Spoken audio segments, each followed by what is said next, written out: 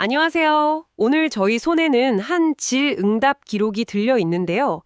이게 보니까 개인적인 고통의 원인부터 시작해서 영혼의 기원, 아니면 사후 세계, 이런 깊은 질문과 답변들이 담겨 있더라고요. 아, 네, 맞아요.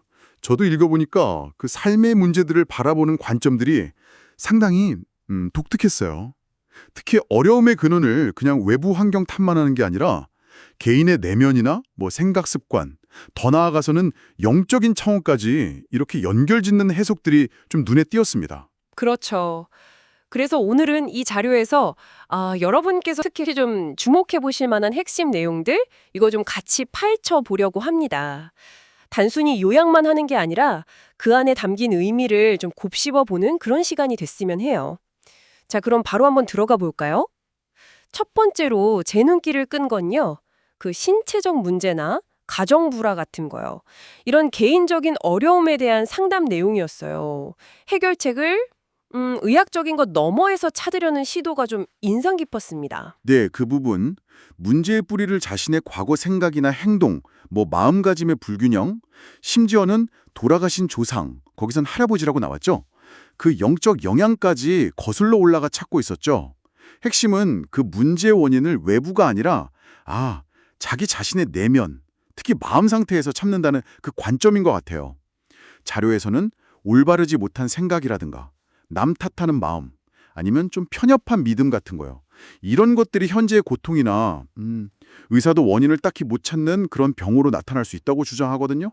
결국 진정한 해결의 실마리는 자기 성찰, 그리고 마음의 변화에 있다, 이런 이야기군요.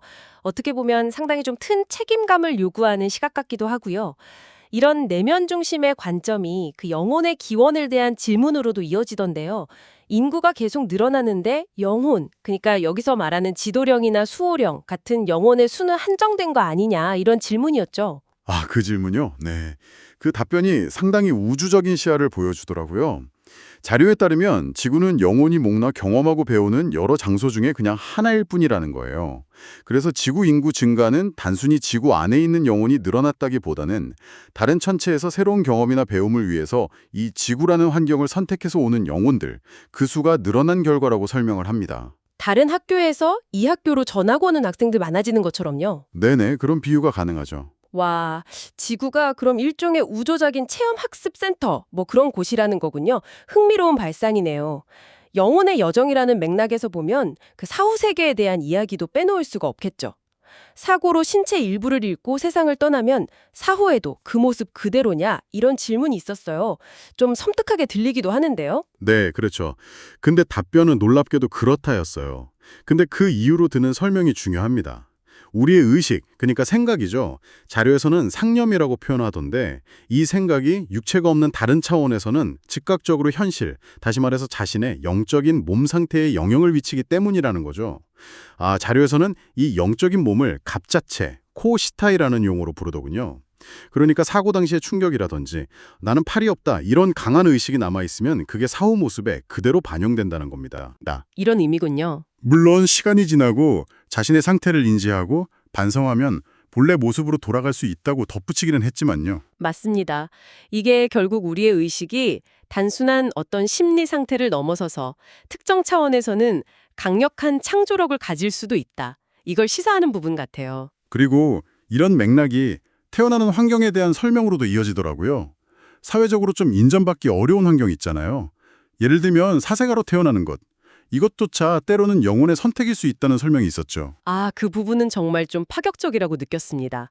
일부러 더 고통스러운 환경을 선택해서 그 속에서 더 깊은 깨달음이나 성장을 추구하는 그런 영혼도 있다는 주장인데요.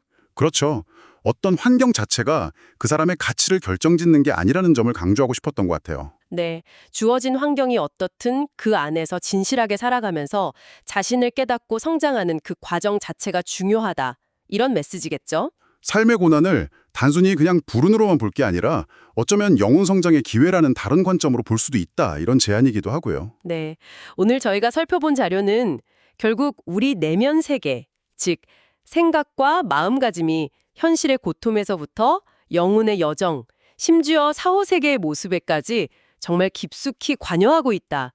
이런 독특한 관점을 제시하는 것 같습니다. 네, 개인의 책임과 성찰을 강조하면서도 동시에 우리의 존재를 지구를 넘어선 훨씬 더 큰 우주적 그림 속에서 보도록 이끄는 점이 상당히 인상적이었습니다. 우리가 그냥 당연하게 여기는 현실, 그 너머의 가능성에 대해서 다시 한번 질문을 던지게 만들죠. 오늘 저희가 나눈 이야기들이 여러분 각자의 삶과 또 내면을 돌아보는데 작은 생각의 불씨가 되었기를 바랍니다. 마지막으로 이런 질문을 한번 던져봅니다.